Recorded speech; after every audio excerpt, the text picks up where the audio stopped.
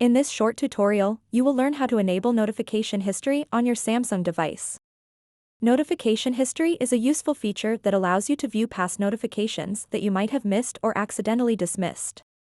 By enabling this feature, you can easily keep track of all the important notifications you receive on your Samsung phone.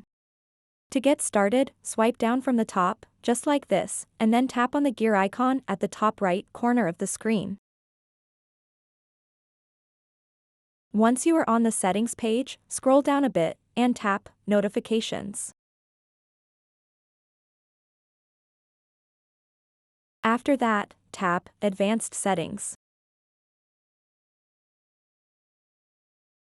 Now you will see an option called Notification History. Go ahead and tap on it. To enable notification history on your Samsung device, simply toggle on this switch over here.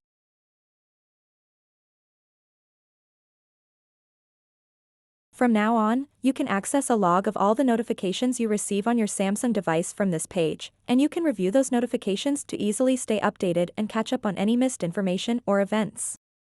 So that wraps up this tutorial. If you have any questions about this whole process, please let me know in the comments section below.